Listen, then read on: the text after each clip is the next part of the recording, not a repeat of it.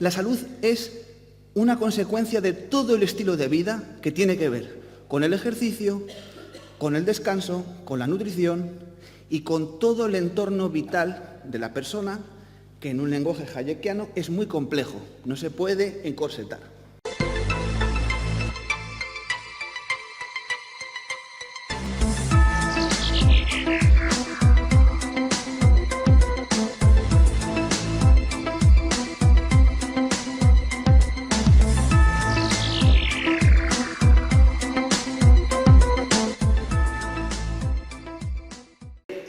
Parece así muy ajeno el tema que voy a tratar al ámbito liberal, pero yo creo que no. Yo creo que es que lo hemos pensado en profundidad.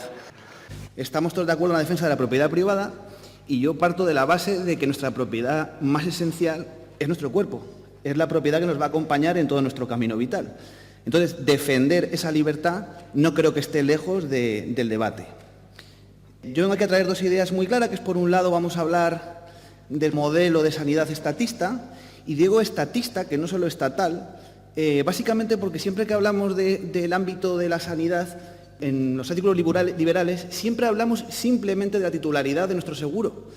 Sí es muy importante porque, lógicamente, pues esto va a hacer un monopolio o no, o nuestra capacidad de decidir va a ser diferente. Pero como pasa en la educación, no se debate el trasfondo paradigmático de cómo el Estado afecta al propio paradigma de la medicina y cómo esto nos afecta a nuestro propio autoconcepto de la salud. Para empezar, el sistema sanitario de tipo estatista es claramente hegemónico. Es más, se autodenomina así.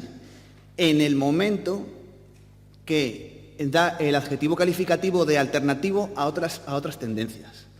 En el momento que dice es alternativo, ya se está colocando claramente en una hegemonía paradigmática. Es muy importante tener en cuenta que bajo la coartada de los estados del bienestar se propicia un asistencialismo farmacéutico donde el paciente no toma muchas de sus decisiones, no tiene capacidad de decisión y ese asistencialismo, digamos que termina de apuntalar lo que es el origen, todos lo sabemos, de lo que es un lobby farmacéutico. En este caso, los intereses son del lobby y del Estado. Por un lado, el Estado, al hacer ese asistencialismo medicamentoso, crea más clientelismo y, por otra parte, las farmacéuticas mantienen un activo que es recurrente. El problema de esto es que se está trabajando con un paradigma de la medicina que es muy alopático, que está basado en atajar los síntomas y no en muchas veces en ir al origen. Por otra parte, el modelo sanitario estatista utiliza un colectivismo metodológico, en el que nosotros como pacientes no somos más que un número de la afiliación a la Seguridad Social y un informe médico de cuántas veces hemos pasado por el médico. Pero no se atiende paradigmáticamente al concepto de individualidad bioquímica y del contexto vital de la persona, cuando son parámetros esenciales en el origen de muchas enfermedades. Haciendo el inciso de que, como sabemos, las sociedades modernas hemos pasado de la creación de riqueza, ha hecho que pasemos de lo precario a una opulencia en la que justamente la mayor parte de las enfermedades son de tipo metabólico, vinculadas al estilo de vida. Por lo tanto, atajar enfermedades que son de estilo de vida con medicina alopática no es, lógicamente, lo correcto. Decía el maestro Escotado que hemos pasado de las sotanas negras a las batas blancas. Eso es en clara referencia a la fe irracional que le pone el paciente en delegar todo asunto que tenga que ver con su salud. Y rara vez tenemos en cuenta un concepto esquivo, que yo mismo a la hora de preparar la ponencia pues me ha costado encontrar datos, que es el concepto de iatrogenia. La iatrogenia es el daño médico causado involuntariamente. No he encontrado muchos datos, pero sí, por ejemplo, uno claro de que es la tercera causa de muerte en el año 2000 en Estados Unidos. O sea, que hablamos que tenemos una fe total en ese chamán de bata blanca, pero no tenemos en cuenta que muchas veces la medicina soluciona cosas que agrava por otra parte. En ese terreno, yo aquí traigo un fragmento de un libro, INILP for Health, que es Formación Universitaria para la Salud, en el que trata un tema interesante hablando de esto, y dice que en 1973, cuando los médicos de Israel estuvieron un mes de huelga, los ingresos hospitalarios descendieron un 85%.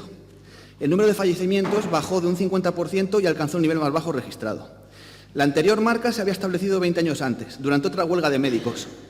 Durante un paro médico en el Condado de Los Ángeles, en 1976, para protestar contra las elevadas primas de seguro por errores médicos, la tasa de mortalidad cayó casi un 20% y el número de intervenciones de cirugía en un 60%. Al término de la huelga, la tasa de mortalidad se elevó rápidamente hasta niveles normales. Tales huelgas ponen en relieve que la longevidad individual y la salud individual son responsabilidad de cada cual. No lo digo yo, lo dice este libro y me parece que toca el tema inicial de responsabilizarnos de nuestra propia salud, sobre todo en el estilo de vida, que esto hace clara referencia al concepto de cultura física. Se habla muy denostadamente del culto al cuerpo y yo prefiero hablar de cultura física, porque es un cultivo, al igual que hacemos un cultivo intelectual, pues es un cultivo de las dotes físicas.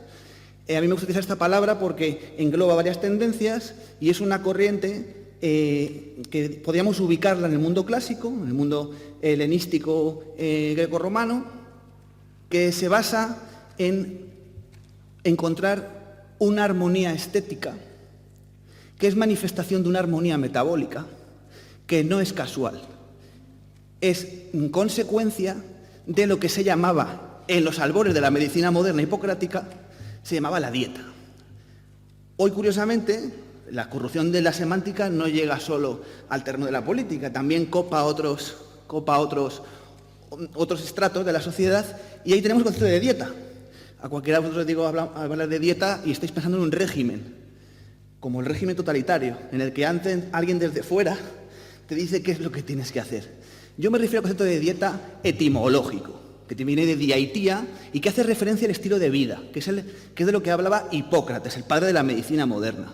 Él, de hecho, no frivolizó, no pensó que era simplemente una cuestión de nutrición, sino que pensaba que la salud es una consecuencia de todo el estilo de vida que tiene que ver con el ejercicio, con el descanso, con la nutrición y con todo el entorno vital de la persona, que en un lenguaje hayekiano es muy complejo, no se puede encorsetar. Es importante entender este concepto global de estilo de vida, porque como hablábamos, esas enfermedades metabólicas del primer mundo hacen referencia a esto. Enfermedades como obesidad, diabetes, por cierto, un dato importante para los que niegan el avance del ser humano a partir de la revolución industrial. Hemos pasado a que la inanición sea enorme, a que ahora haya en el mundo más obesos que personas desnutridas. Eso indica pues, el cambio de polaridad hacia el otro lado. Luego es importante la práctica de la cultura física desde una perspectiva de la calidad de la longevidad. Bien, es cierto que hemos incrementado nuestro tiempo de vida maravillosamente, pero queda encontrar un avance cualitativo. Esto es que lleguemos a mayores con mejores funciones y de manera más digna. Y la cultura física tiene mucho que decir esto, puesto que, de manera correcta, digamos que aporta calidad y años de vida. La cultura física, como tal, digamos que pone en el centro de la responsabilidad de la salud al propio individuo. No delega tan fácilmente en una tercera persona en algo en lo que él debería tener la autonomía. Esto es lo principal que de manera espontánea, en paralelo a ese concepto sanitario asistencialista del estado del bienestar, la sociedad civil de manera espontánea ha trasladado esos principios olvidados de la medicina, pragmáticamente los ha trasladado a la realidad. Ahí vemos cómo cada vez proliferan más gimnasios, cómo cada vez la gente se preocupa más de lo que está comiendo, cómo la gente cada vez está más consciente de qué es tóxico, qué no, qué me va bien y qué no. Entonces es una manera, al contrario del modelo paradigmático estatista, en el que tú delegas tu salud y que muchas veces ese paradigma estatista es incluso cómplice de los malos hábitos de vida, puesto que si yo tengo un mal hábito y me lo corriges con un medicamento el síntoma, nunca llegaré yo mismo al fondo de la cuestión. Por lo tanto, muchas veces ese tratamiento alopático hace de cómplice de un mal estilo de vida y sobre todo coloca la responsabilidad fuera de nosotros. Para terminar, quería ejemplificar un poco de lo que estamos hablando para que se vea más claro. Aquí podemos ver las diferencias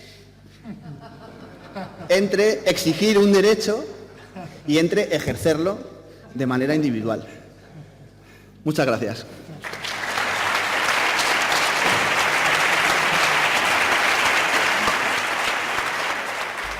Bien, la verdad es que datos como tal, así objetivos, no conozco. Sí sé, los que más estudios anuales hacen de ese tipo de cosas son americanos.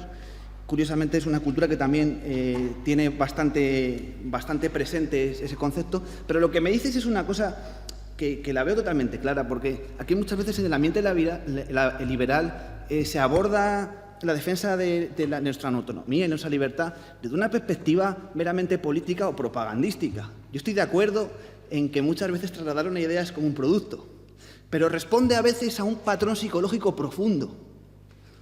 Básicamente hay un tipo de persona que se victimiza y que es más fácil poner fuera de sí el problema que tiene que ella misma atajarlo. Es una cosa que se ve en psicología que se llama locus de control externo. El control lo tiene mi ambiente. Entonces, hay otras personas, más minoritarias, yo creo que muchos estamos aquí, que somos de locus de control interno.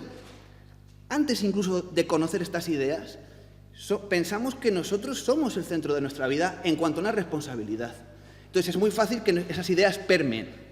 Al contrario, que por mucho que utilicemos la dialéctica marxista, no lograremos convencer a una persona que tiene un locus de control externo, que se victimiza. No lo vamos a conseguir, porque primero tendría que cambiar su autoimagen y tendría que cambiar su papel en el mundo.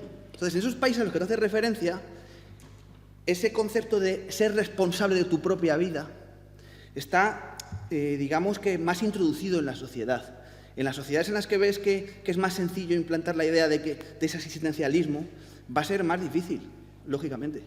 Datos objetivos no tengo, pero me consta que así es.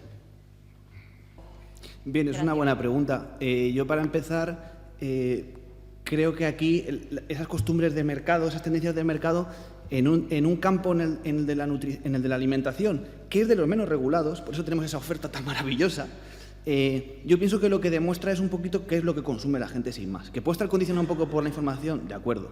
Aquí en España no tenemos esa pasión por el sello ecológico por varios motivos comparado con otros países, principalmente porque no somos tan snob. Hay un punto snob de ese sello y es que no deja de ser una regulación que bajo un criterio burocrático deciden que tiene que tener un alimento. El error está en pensar que ese sellito de eco es sinónimo de calidad y son dos cosas diferentes. El jamón tan bueno que tiene aquí de bellota no tiene sello ecológico y dudo que haya uno que sea mejor que ese. Con esto te quiero decir que aquí confluye que tenemos muy buenos alimentos de base y en otros países no.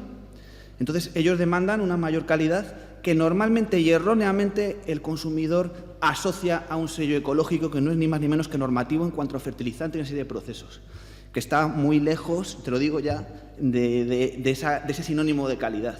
Incluso Mulet tiene un libro, este señor que hace poco ha llamado Milá Gordo, tiene un libro muy, muy bueno que se llama Comer sin miedo, en el que aborda justamente cómo, al contrario de la percepción popular, los alimentos eco causan bastante problemas a nivel de intoxicaciones alimentarias, justamente por tener menos seguridad en ese tipo de cosas. Entonces, yo te diría que te decantes por alimentos cualitativos, pero no pienses que un sellito te lo va a proporcionar. Sí, entiendo. ¿Tú te refieres a la carne alimentada con pasto? Bueno, aquí lo que sucede, sigo pensando que España tiene muy buenos alimentos y muy variados. Entonces, pues no hemos tenido que recurrir a eso. Me hablas de países que en los años 80 tenían alimentos que eran una bazofia y una gastronomía que no estaba a la altura. Tiene mucho que ver con las costumbres del país. Entonces, aquí pues no tenemos todavía un poco ese chip y tenemos buenos alimentos. Tiene también un poquito que ver, a colación de lo que decía Fonseca, de que también hay países en los que está más concienciada la persona de lo que está introduciendo en su cuerpo, y aquí parece que estamos empezando un poquito a darnos cuenta. Yo soy optimista en el sentido de que en ese tipo de cosas el mercado es ultra eficiente y en cuanto que detecta demanda empieza a generar ese tipo de productos. Yo mismo compro huevos de gallinas alimentadas al aire libre, gallegas y tal, y los tengo en mi casa en Madrid. O sea que sí, que la cosa es que se elija, que lo elijas al comprar.